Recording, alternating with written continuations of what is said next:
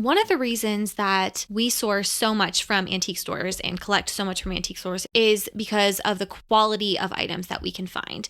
Antique stores have the hard to find items. They have the rare items. They have the really special items that are very challenging to find other places. And that's not to say that you can't find those items at thrift stores or other places like a garage sale, but they're much more far and few in between.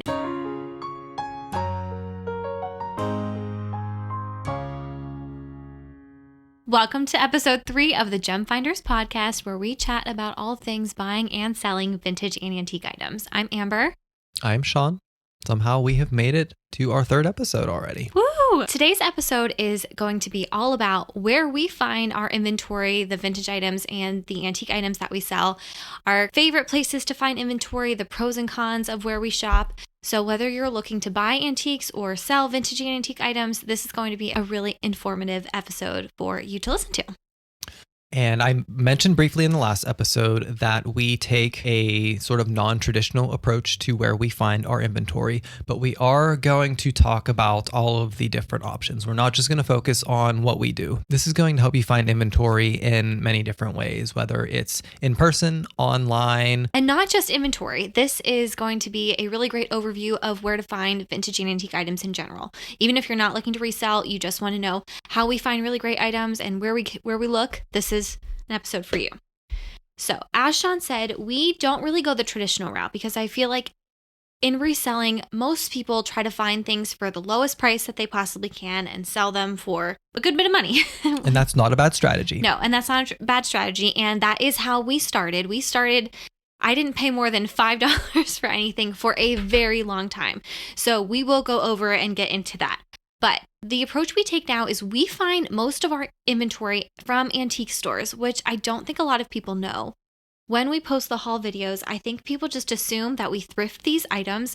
And so I want to clear the air. I want to address that misconception because we spend a lot of time finding our inventory. We spend a lot of money on it. And the selection and the assortment that we have, it comes from paying up and driving all over. Yes. It is not luck at the thrift stores, okay? So let's just start with that. We travel many miles frequently to find our inventory. We do have some local places that we go to, but we also don't have any antique stores that are less than 35, 40 minutes away. So even when we go to the local places, we still have to drive, and it takes a lot of time. The driving takes time. Walking through all of the stores, because we walk through the stores, we cover every inch, every nook and cranny, we check. Sometimes twice. Sometimes twice, that is true. So it takes a lot of time, it takes a lot of work, it takes a lot of effort, and we do spend a lot of money on our inventory. But you can still find really great items, maybe not at this level, but you can still find really great items from a variety of different places, whether you are looking to resell or just collect. Yes. The main places that we find inventory, or the main places that we look for items, aside from antique stores, the options are thrift stores, estate, garage, and yard sales, flea markets, Fleatique type stores, which are kind of in between a thrift store and an antique store. Sometimes they have non-antique items too, but sometimes you can find really great items and really great deals, similar to like a peddler's market.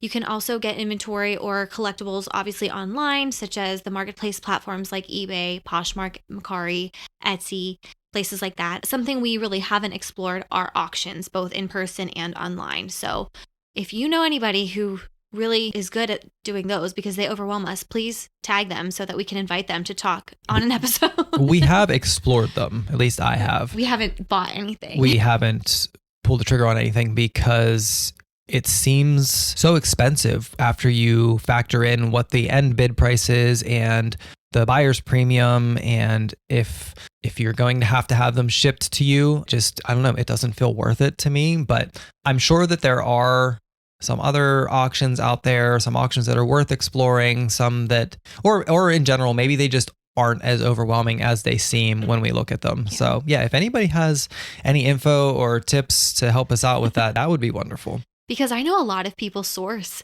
and collect from auctions, but it seems really overwhelming. And then another issue is that there's no condition info on anything. So you don't know if you're ending up with Fenton with a large crack or anything like that. So auctions definitely intimidate us. So we don't source from auctions, although a lot of people always tell me that we should. And then the last one that I didn't list before is Facebook Marketplace. So those are kind of the bases we're going to cover today, other than the auctions. So one of the reasons that we source so much from antique stores and collect so much from antique stores is because of the quality of items that we can find. Antique stores have the hard to find items. They have the rare items. They have the really special items that are very challenging to find other places. And that's not to say that you can't find those items at thrift stores or other places like a garage sale, but they're much more far and few in between. And because so much of the business consumes a lot of time and a lot of resources and a lot of energy, we really only have so much time to source. Even though it's a lot of time, we really have to optimize that and be as efficient as possible when it comes to finding these items.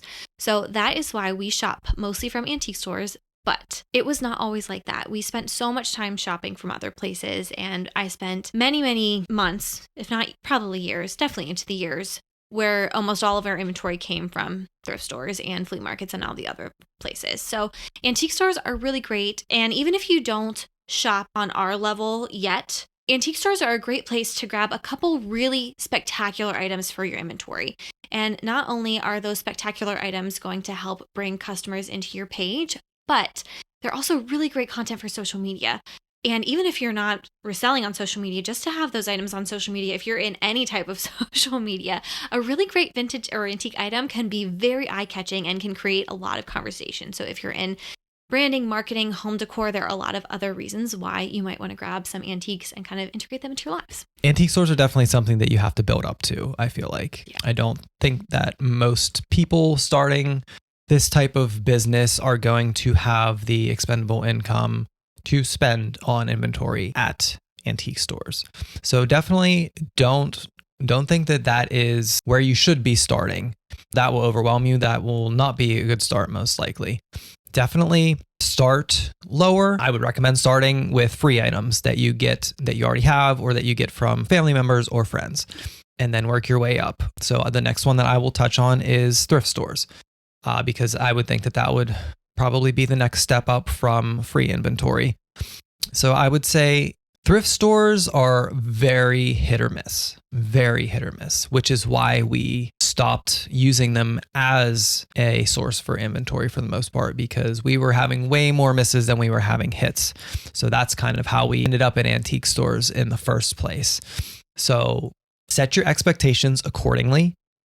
Thrift stores are a great place to check. I absolutely would recommend checking them as often as you can, but you never know what you're going to find. There's a very high chance that you won't find anything, but it also depends on what you're looking for. We focus more on glass, brass, and stone pieces, but there are also other vintage items that we don't really have the knowledge of that, they could be worth something, but we just don't know. So maybe there's something that is more in line with what you are trying to sell that you would have better luck at a thrift store. So definitely worth checking out.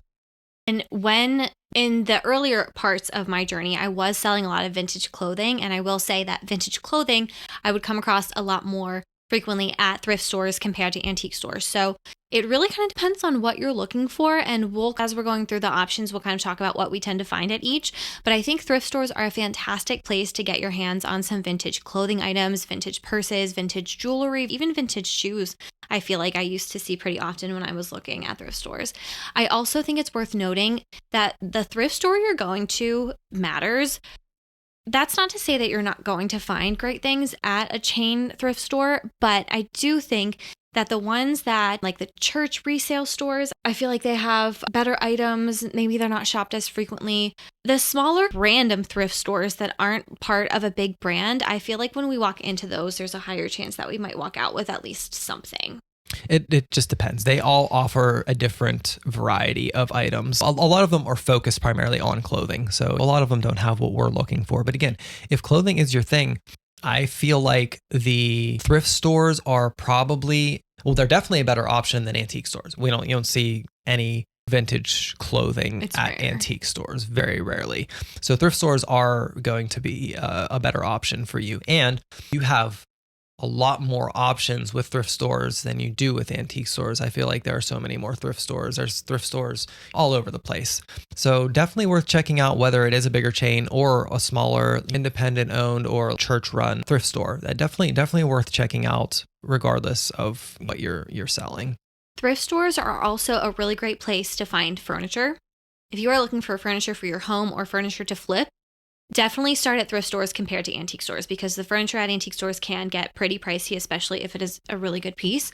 But thrift stores, we have seen so much really great furniture at thrift stores for next to nothing. And thrift stores are also a fantastic place to find crystal. It'll be mixed in with the clear glass because I feel like they're not really paying attention to what they're putting out. And if you are looking for crystal bowls, crystal lidded dishes, crystal anything, that's something that's great to have on your radar when you're going to walk into a thrift store. I also think it's worth noting that the prices at thrift stores have gone up so much that sometimes I feel like they're not any cheaper than the antique stores that we walk into.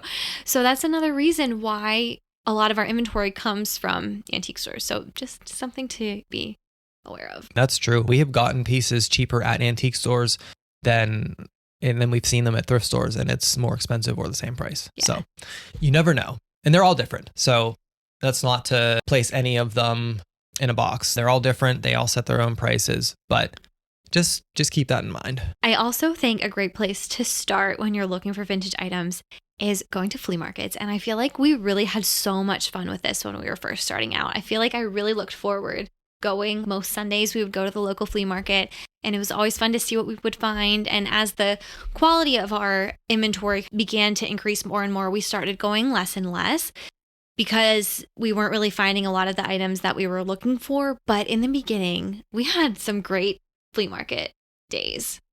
I still enjoy going to flea markets. Too. Just the experience. It's a fun, you never know what you're going to see. You never know who you're going to see. So there's a lot of uncertainty, but in a good way. You could find anything, literally anything. The vendors could have anything. You don't know what vendors are going to be there a lot of the time. It's a very unpredictable scenario, but it's a fun, unpredictable feeling. And I also think that out of all of the options, flea markets are the best place to find very cheap inventory. I feel like the prices at the flea markets are the best. Now, granted, like Sean said, it's very hit or miss. You never know what you're going to find. But I found so many depression glass plates for $1. I found a lot of milk glass for very cheap.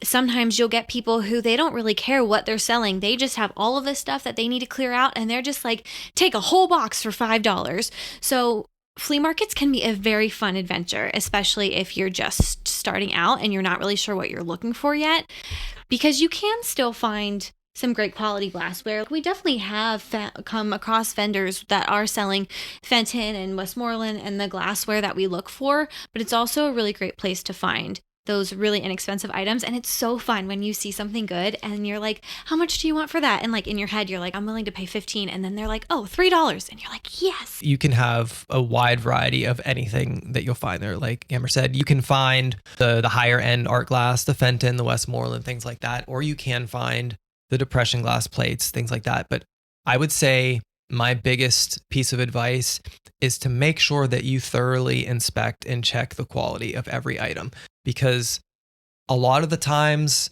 like Amber said, there are people that are just trying to get rid of whatever. So sometimes they'll just be in boxes and filthy. And it's really easy to miss some small chips and things like that when something is especially super dirty like that. It's really easy to overlook that stuff. So I would say definitely use flea markets. They're a great resource, but just make sure that you really thoroughly inspect everything and make sure that whatever you're paying for it is worth it. And it's really easy to get caught up when somebody's like, oh, it's $2. And you're like, oh my gosh, that's a fantastic price. It's so easy to just forget to look the piece over. And then you get home and you're like, oh man. Yeah. So don't get caught up in the good deals. Make sure that you're really, really looking the pieces over. I also think it's worth noting that flea markets are a great place to start if you're doing this with kids.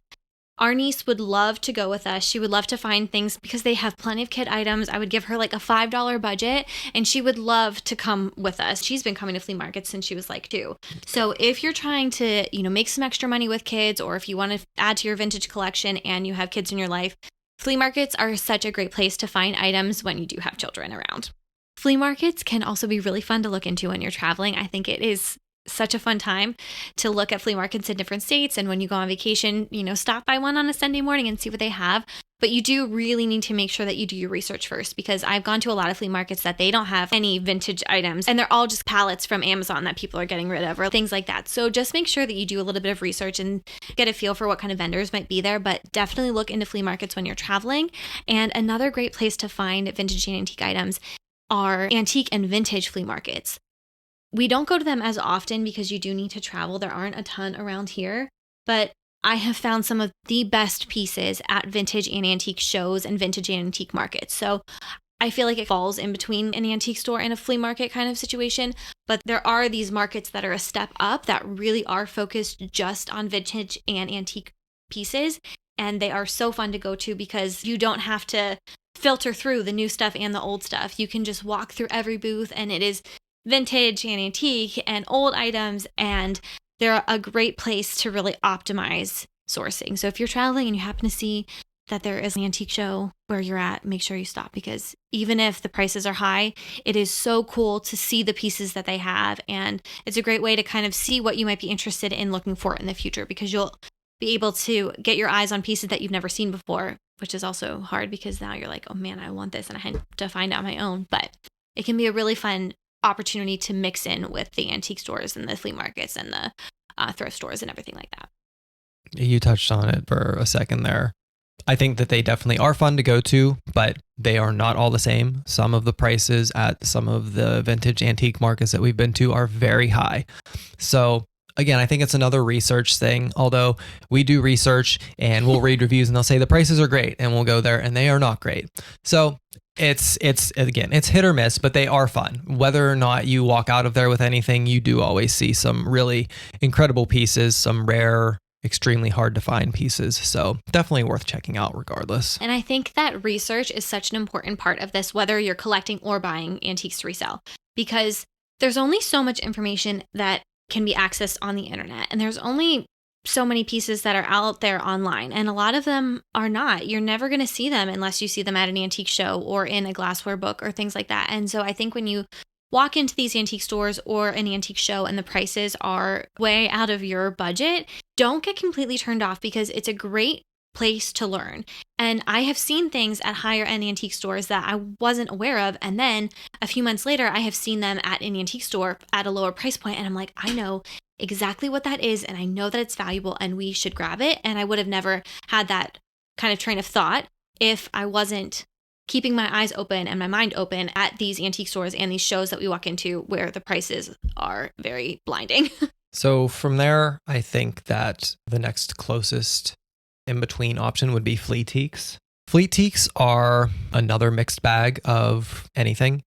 Most of them are indoor. I feel like most Fleatiques are indoor. So they're sort of like indoor flea markets, which again, at flea markets, you never know what you're going to find. I think the thing with Fleatiques that's different though is that most of the time the vendors are pretty much the same, because they're more like a store that's open most days of the week. So you're not necessarily going to go there and not know what vendors are going to be there. Of course, vendors are always going to change and things like that.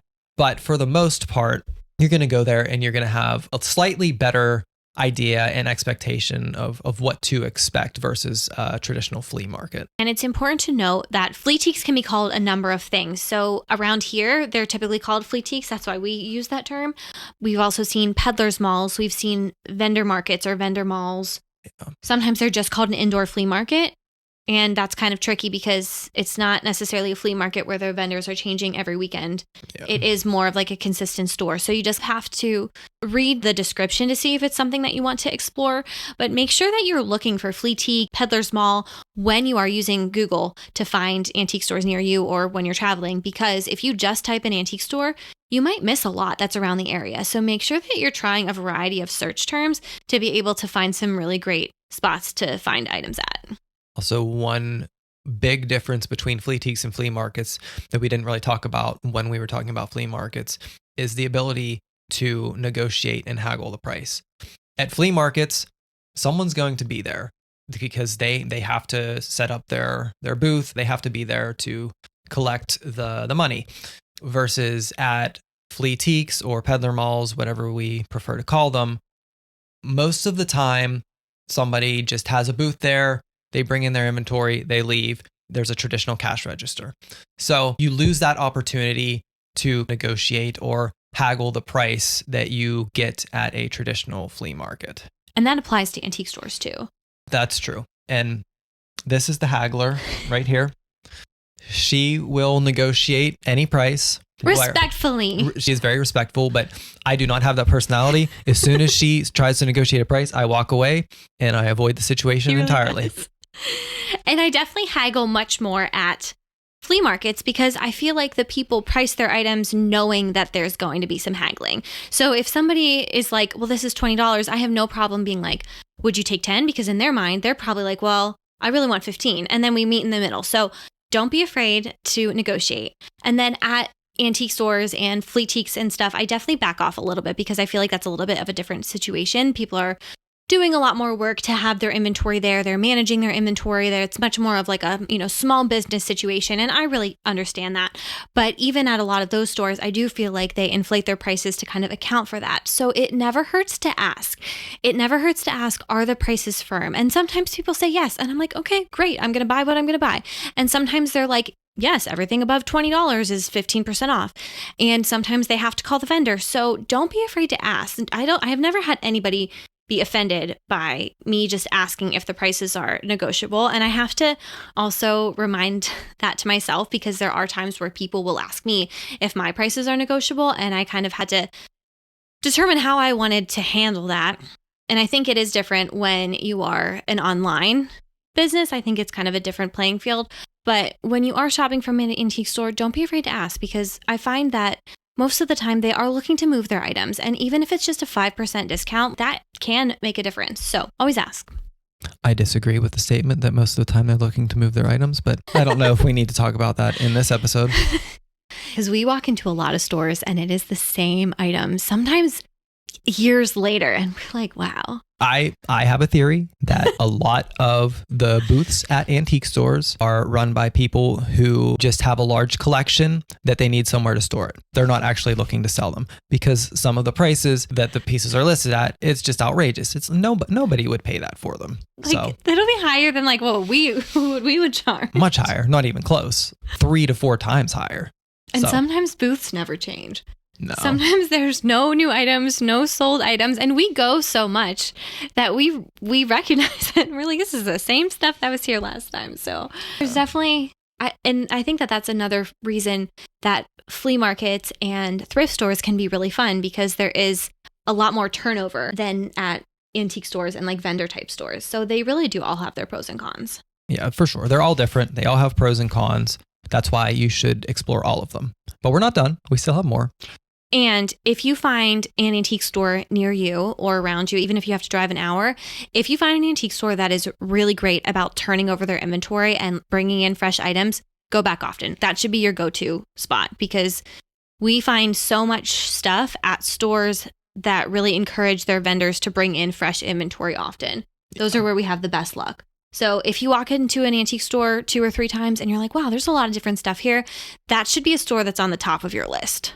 And look for antique stores, and I have Fleatiques, it applies to Fleatiques too, that you see quite a few booths that have discounts or discounts that rotate, because a lot of them that we go to, there's never any discounts. And I feel like those are more of the stagnant ones because I don't really think that they're super concerned about moving the inventory. But the ones that we go to where they consistently have booths that have discounts going on, I feel like those are the ones where the inventory is moving very, very regularly. And every time we go back, we find a good selection of new items. And it keeps us wanting to come back. We want to come back to those stores that have fresh items. And as customers, even though we're reselling it, we're still supporting those businesses. And we really like to spend our money at those stores where we know we're going to walk in and walk out with a box. I don't want to walk out with 2 items if I spent 2 hours there. I want to fill my trunk. Yeah, for sure. That's a big thing because it does take a lot of time, making sure that you use your time wisely. If you are going to be at a store for that long, it better be worth it. You better be walking out of there with a lot of stuff to make it feel like that time that you spent there was absolutely worth it. Regardless of if you're buying to collect or buying to sell. So the next place that you can look if you're looking for antiques and vintage is to explore garage sales, estate sales, and yard sales. And like everything, these can be very hit or miss, but you can also find some really great items and some really great prices. Around us, we have had really good luck at a handful of estate sales, and I wish our time wasn't so limited because I do think that you can find some fantastic items if you pay attention to the estate sales in your area. But it is another one of those things where you don't always know what you're getting yourselves into because a lot of times they're not great about disclosing what the items are. They're like, oh, something for everyone. That is my least favorite phrase to read. If you're having an estate sale or a garage sale, please do not use the phrase something for everyone. Please tell me what is there. That is a big pet peeve of hers. I hear about it constantly, but I also agree. And the biggest thing with me that frustrates me about that is if there's literally no other description. It just says something for everyone. It doesn't have like any list of what types of items are there. That to me, it doesn't even feel like it's worth my time. So if you are doing an estate sale or a garage sale or a yard sale, I really think it is in your best interest to describe as accurately and as in-depth as possible what types of items are there and provide as many pictures as possible. I think that you are just going to encourage way more traffic that way. And you can also apply that if you are looking to go to estate sales. So, because a lot of times, especially in the estate sale season, when there are 10 estate sales going on, you do have to pick and choose. So look at the photos and really use that to determine where you're going to stop. Look at ones that say vintage and antique items if that's what you're looking for.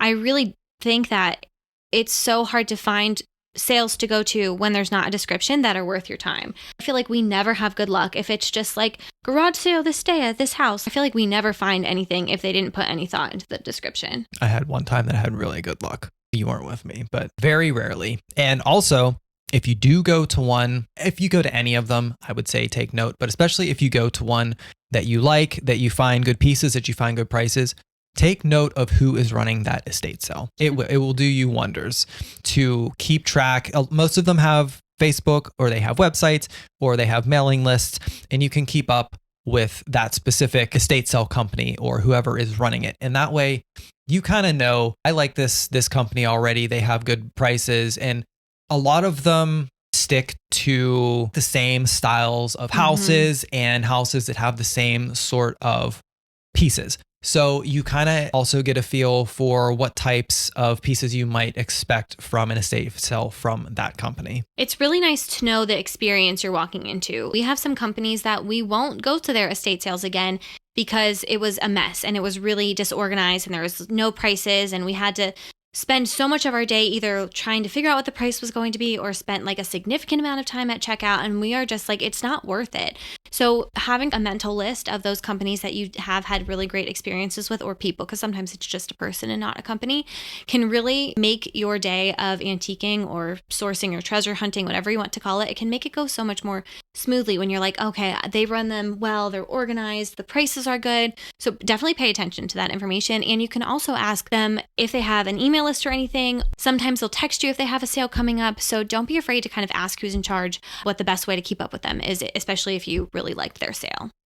Also, I don't know if you agree with this, but my advice is for estate sales, I don't think it is hardly ever worth going at the very beginning and waiting in those long lines. Only if there's something in the photos that you have to have. Yes. If there is something specific that you see and you're like, I absolutely have to get this, sure. Be there now early. Yeah. At least. And that is, everybody is going to have those items that they feel like it is worth that time. But for me, for the most part, I don't feel like it's worth that time. If you're just going, hoping to find some things, or if you saw a few things that you were kind of like, okay, that would be cool if I got them, I don't think it's ever worth, because sometimes you will wait for hours to get into these estate sales or to check out. That's another thing. Once you're in there, it sometimes takes forever to get through those checkout lines. So That's just my advice. Again, that's something that you can kind of judge for yourself. And it's kind of a case by case basis for each estate sale and for whatever items you're looking for. But again, you have to prioritize your time and weighing if the time that you're spending is worth it for what you're getting in return. Another thing, and this applies to estate sales, garage sales, flea markets, it applies to pretty much any time you go sourcing or antiquing or thrifting, wherever, just have some bags and boxes in your car, because a lot of times they don't have packing materials, especially if you think you're going to be getting fragile things.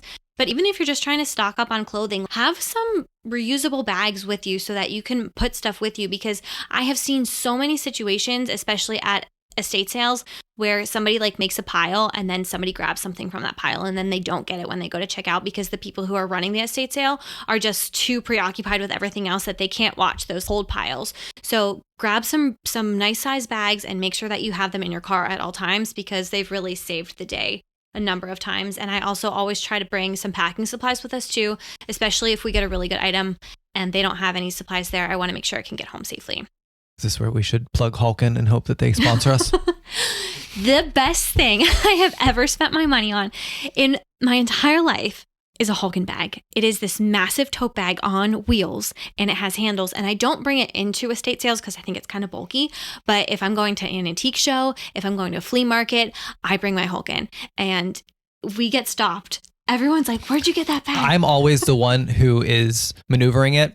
So she'll be in a booth looking and I'll have like 10 people come up. What is that? Where did you get that? That's the best thing I've ever seen. So we'll leave a link in the description so you can check it out. They don't sponsor us. It would be great if they did.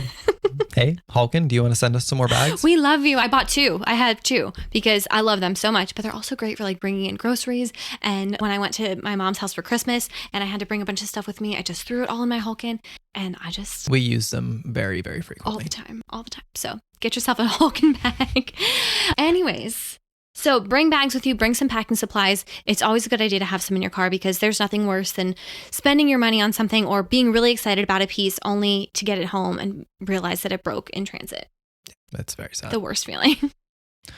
So Marketplace? I will let you take it from here because he is the king of finding finds on Facebook Marketplace. So give us your best tips and tricks and pros and cons. Facebook Marketplace requires a lot of patience. It definitely takes some time sorting and sifting through all of the listings, but you can find some amazing things for some amazing prices. You just have to be patient. You have to take the time to search the right things because a lot of the time, the people selling the items, they don't know what they are. So a lot of the times I just have to search very broad. I'll search for glass or I will just search for brass. And that takes a lot of time because that can bring up so many different results.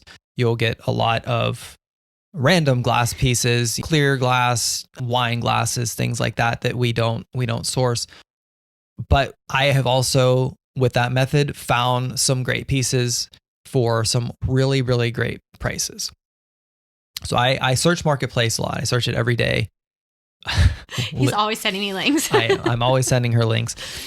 But the biggest benefit that I think Facebook Marketplace has in my mind is when we're traveling, I can search ahead of time in the different areas. So I kind of already know like, hey, we're going to this area. I'm going to search there. And then while we're out there, we can pick up this, and this.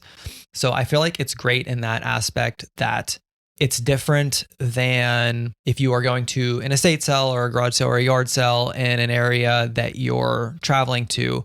This way, you know exactly what you're getting. You already have destinations to go to.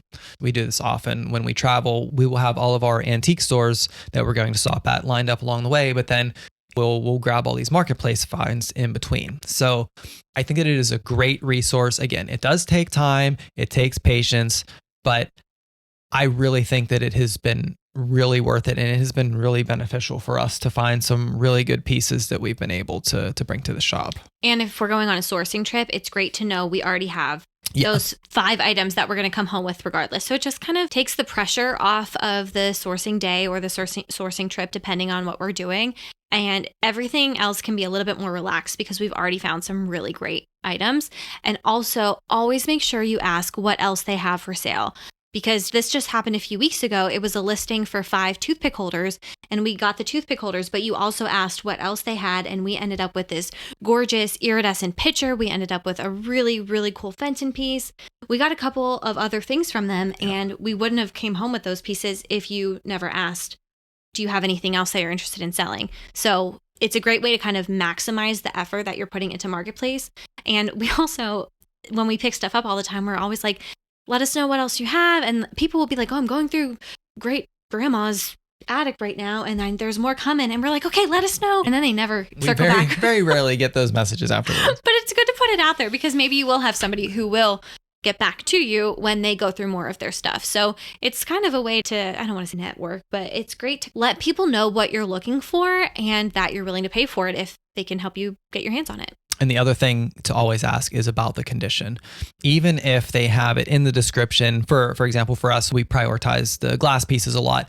So a lot of the times in the description, it'll say no chips or cracks. You should always double check, because one, it might be an old listing. Something might have happened. They forgot to update it. 2, it might encourage them to check it again more thoroughly than they did the first time, and they might find something. So if you're going, especially in our case, if we're traveling and some of these stops are a little bit out of the way, if you're going to take that time to go to that stop and to potentially go out of your way, you want to make sure that it's worth it. You don't want to get there and the piece is chipped or cracked or broken, and then you don't even end up getting it. So definitely make sure that you cover all of your bases when it comes to the condition before you go to pick up your item. And it also makes it a little bit easier to back out of if there is an issue with it. You can say, I asked you if there were no chips or cracks, and there is this huge chip that just happened to us not too long ago. So unfortunately, I won't be able to take it. Whereas if you don't ask those questions up front, I feel like it feels a little bit worse to tell them, I'm sorry, I can't buy this. But like if you specifically ask and they say it's in great condition and no chips, and then you have to let them down when you get there, I feel like it makes it a little bit easier. For sure. Oh, and also pay attention to measurements. Oh, yes. Anytime you're buying something on Marketplace or on eBay, Poshmark, Mercari, any of the platforms, make sure that you pay attention to the measurements in the listing. And if the measurements aren't there, if it is anything that could possibly be a different size than you think it might be, make sure you ask, because that's happened to us quite a few times where I don't pay attention and I buy it and it comes and it's tiny. So don't be afraid. Multiple times. Multiple times. So don't be afraid to ask for condition details. Don't be afraid to ask for measurements whenever you're buying online. And the last thing that you can explore, other than the auctions that we don't really know how to advise you on, but the other thing that you can explore is asking friends and family if they have anything that they are looking to get rid of. So you want to be careful with this, because I think that so many people have things that they want to get rid of that you can end up with too much stuff too quickly. Again, whether you're buying or selling or collecting, whatever you're doing, you want to make sure that you don't end up with too much, because space can very quickly become a stressful issue to deal with. But if you have the relationship with your friends and your family where you can narrow down what you're looking for, they can be a really great resource to help you find vintage and antiques, because you never know whose house they're clearing out. You never know what their mom still has.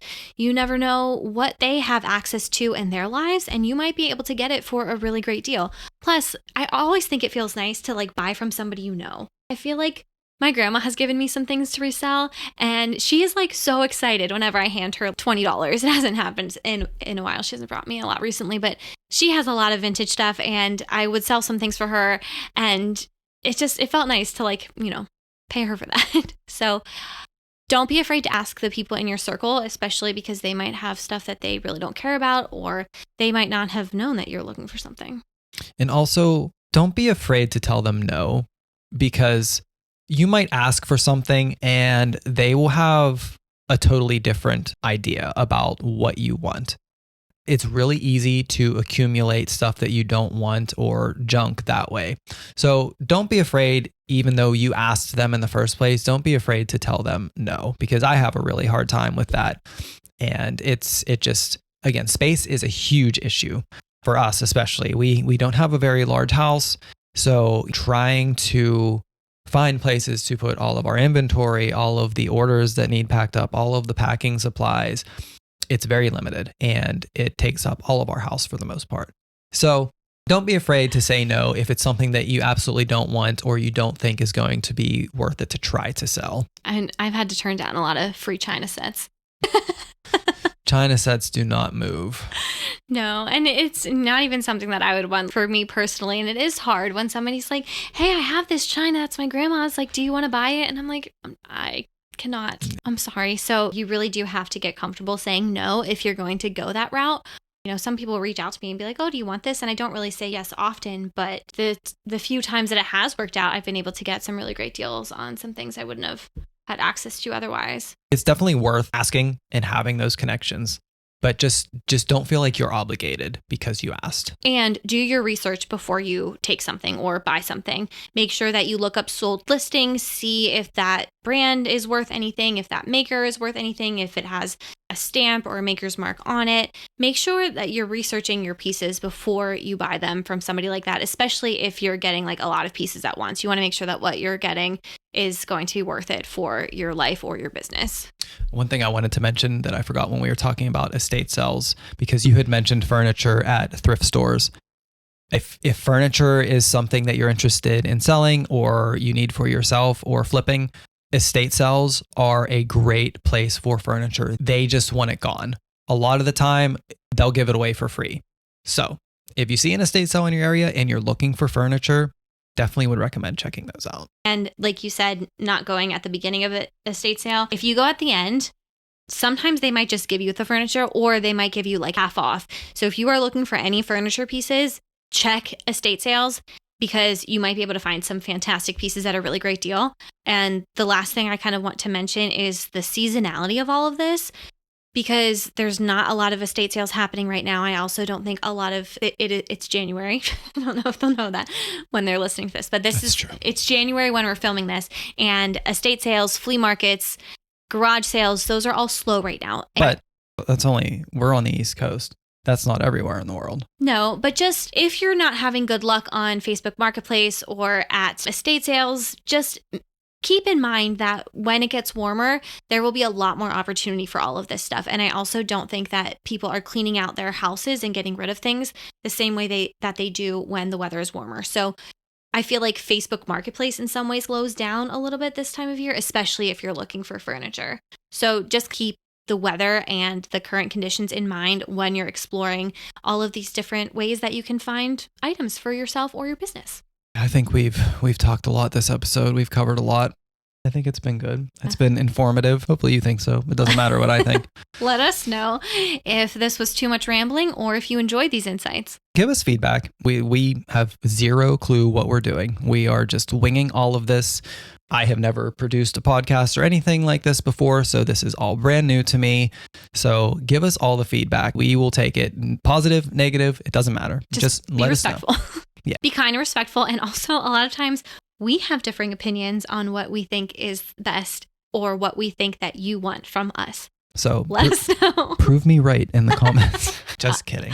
Just give us your honest thoughts. That's all that we ask. So that we can make the best podcast that we can for you. Yes. And if you do like it, give us a thumbs up. If you don't like it, you don't have to. If you don't like it, you don't have to give us a thumbs down. You can just move about your day. We don't need the thumbs down. No negative energy up in here. But if you do like it, give us a thumbs up. And if you really like us, you can subscribe. And that's about all that I have. My tank's about on E at this point. So I guess this is the last episode we're filming today. I don't know. They don't need to know that we film multiple episodes in a day. All right. Let's go find some vintage.